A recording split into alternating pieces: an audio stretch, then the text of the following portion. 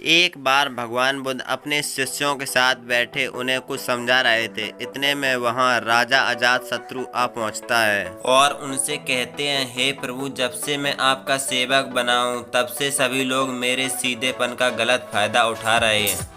आपका सेवक बनने से पहले सभी लोग मुझसे बहुत डरते थे, क्योंकि मैं बहुत क्रूर था और किसी को मृत्यु दंड देने में क्षण भर की देर नहीं करता। आपका सेवक बनने के बाद अब मेरा मन इन कामों को करने के लिए तैयार नहीं है और मैं सभी लोगों को प्रेम देना चाहता हूं, परंतु कुछ लोग इस चीज का गलत उपयोग कर रहे हैं और इससे मेरी प्रजा को खतरा है। मेरे शासन में दिक्कतें आ रही। आप बताइए कि अब मैं क्या करूं। एक बार एक भिक्षुक गांव से गुजर रहा था। उस गांव में एक बहुत बड़ा पीपल का वृक्ष था। चलते चलते भिक्षुक बहुत थक गया था। उसने सोचा उस वृक्ष के नीचे थोड़ा आराम किया जाए। वह वृक्ष की तरफ आराम करने के लिए जा रहा था कि तभी कुछ लोग उसे रोक देते हैं, लेकिन अब कोई भय नहीं है, इसलिए लोग उससे डरते नहीं हैं। ठहरो भाई, वहाँ मत जाओ। वहाँ एक बहुत जहरीला सांप रहता है जिसने बहुत सारे लोगों को डस लिया और बहुत सारे लोगों की हड्डियाँ अपने सिर पर लिए घूमता है और वह इतना खतरनाक है कि जो भी उसके सामने जाता है वह जीवित नहीं छोड़ता। भिक्षुक मुस्कुराता है और कहता है, एक दिन तो सबको ही मरना है, तो वह अगर मुझे आज ही मरना होगा तो इसमें कौन सी बड़ी बात है। आप मेरी चिंता ना करें, मुझे आज्ञा दें। भिक्षुक वहाँ से चला जाता है और पेड़ के नीचे पहुँच जाता है और वहाँ पर जाकर अपना आसन बिछाकर बैठ जाता है। कुछ ही क्षण में वह सर्प उसके पास आ गया और उससे कहता है, हे व्यक्ति, क्या तुम्हें मुझ में भय नहीं लगता? क्या तुम्हें पता नहीं यह जगह मेरी है और यहाँ पर आने की किसी की हिम्मत नहीं होती है। भिक्षुक उससे बड़े प्रेम पूर्वक कहता है, हे भाई, इसमें भय वाली कौन सी बात है?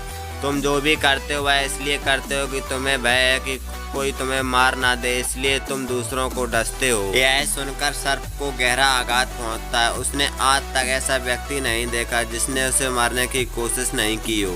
उसने आज तक ऐसे व्यक्ति देखे थे, उसे देखकर डर के भागते, पर आज तक उसने ऐसा व्यक्ति नहीं देखा था जो उसे देखकर बिल्कुल भी भयभीत ना हो। सर्प उसकी बातें सुनकर उसके चरणों में लेट जाता है और कहता है, हे प्रभु, आज तक मैंने जो भी किया अपनी जान बचाने के लिए किया, क्योंकि अगर मैं इस तरह रूप धारण नहीं करता तो लोग मुझे जीवित नहीं छोड़ते। भिक्षुक कहता है, तुम बिल्कुल सही कह रहे हो, परंतु अगर तुम इस मोह से मुक्त होना चाहते हो तो शांत हो जाओ, प्रेम से भर जाओ और जानो कि जीवन एक दिन खत्म हो ही जाएगा। उसके लिए बुरे कर्म करने की कोई आवश्यकता नहीं है। इतना कहकर भिक्षुक वहाँ से चला जाता है और वह सर्प अपने भीतर इन बातों को रख लेता है और यह तय करता है कि आज से वह कोई गलत काम नहीं करेगा। सर्प सभी बुरे कर्मों को छोड़ देता है, पर इसका उल्टा प्रभाव उस पर पड़ता है। जो लोग उसे पहले देखकर डरते भागते थे, उसके सीधेपन का गलत उपयोग करने लगे हैं। अब सब लोग उसे छेड़ते और खरोच करते, मारते, उसे चोटें पहुंचाते हैं। सर्प बहुत दुखी रहने लगा और बहुत ही ज़्यादा चोटों से ग्रस्त रहने लगा। उसके शरीर पर बहुत से निशान बन गए, खरोंच बन गए, क्योंकि अब वह किसी को भी नुकसान नहीं पहुंचाना चाहता था और सभी लोगों से प्रेम से रहने की कोशिश करता था, परंतु लोगों के प्रति उसके जो भय था वह भी उसे सुरक्षित रख रहा था। कुछ दिन बाद वही भिक्षुक दोबारा उस वृक्ष के पास आता है और वहां बैठता है और उस सर्प को देखता है। वह बड़ा आश्चर्यचकित होता है कि पहले सर्प की क्या स्थिति थी और अब इस सर्प की क्या स्थिति हो गई है और वह चिंतित भी होता है। सर्प उससे कहता है, हे प्रभु, जब से आपने मुझसे कहा है कि मैं शांत हो जाऊं और मैं प्रेम अपनाऊं, तब से लोगों ने मेरे साथ गलत व्यवहार करना शुरू कर दिया, जिससे मुझे जीवन जीने में बहुत कठिनाई हो रही है।